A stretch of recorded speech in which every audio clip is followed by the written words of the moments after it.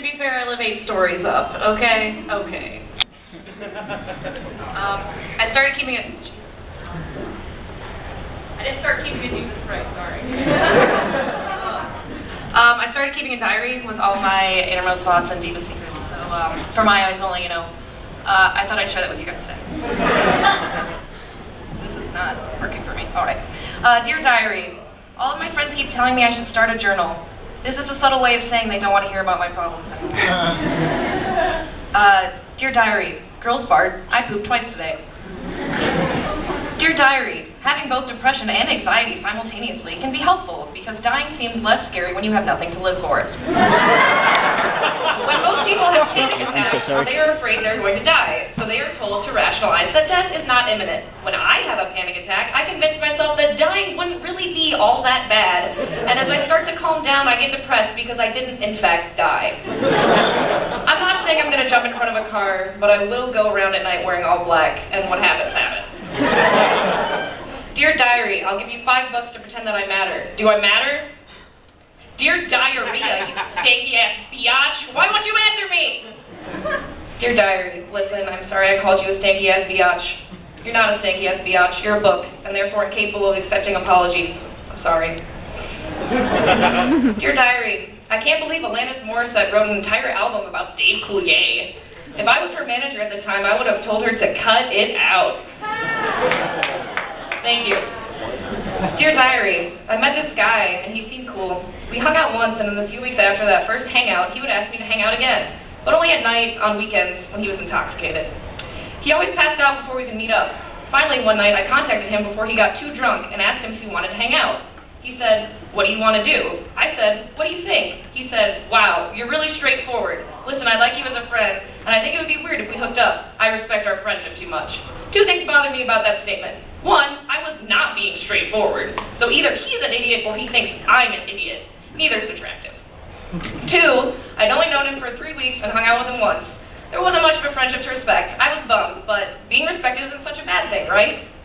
Later, I was talking to one of my friends about the situation, and she told me he had tried to have sex with her and her roommates. He had tried to have sex with her older brother when he came for Sid's weekend. He had tried to have sex with her dad on Dad's weekend. Her mom didn't come down for Mom's weekend.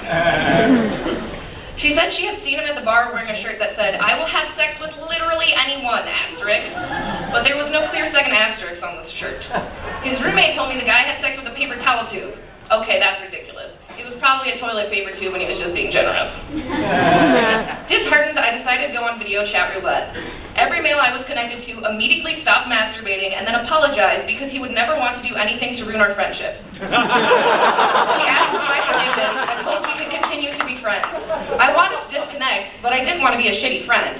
So I got his mailing address so I could make and mail him a friendship bracelet. I did this for every guy I met that night. It cost a fortune in stamps, but I'd do anything for a friend. The next day, I hired a male prostitute, but before I could pay him upfront like it said on Craigslist, he saw my money and said, "Oh no, you keep that. Listen, I respect our friendship too much to fool around with you. I wouldn't want it to be weird between us." So I said, "Okay, friend," and he said, "But I do like your roommate, so can I have her number?" And I gave it to him because I didn't want to be a shitty friend. From what I can hear through the walls at night, he and my roommate aren't very good friends. I sobbed silently into my pillow until I fell asleep. I had a dream about Jason Segel. Incidentally, I Dream of Jason Segel is both the story of my life and the title of my future hit sitcom. Jason and I talked about the Muppets, and he said I was prettier than any Muppet he had ever seen. "Even Miss Piggy," he whispered in my ear. As I leaned in to kiss him, I felt a felt hand touch my lips. I opened my eyes to see Jason Segel holding a puppet version of himself. Simultaneously, they said, "No, listen. You're really great, and I really like what we have." I contested, "But this isn't even real." And they replied, "Let's keep it that way. I respect your friendship too much to get physical with you." And the puppet added, "Besides, humans don't really start little Jason Segel, because the puppet is little Jason Segel, and the puppet's penis is little Jason Segel." I awoke in a sweat. I decided to go home because at least there I would feel loved/wanted. I drove 3 hours to my parents' house, and when I got home, no one was there but my 2 dogs, Donald and Hobbs. They were so excited to see me. I pet them and said, "At least these 2 guys will always love me." They both immediately stopped wagging their tails and scratched the door to be let out. I opened the door, and that was the last time I ever saw my dogs. Thank you, good night. Yeah.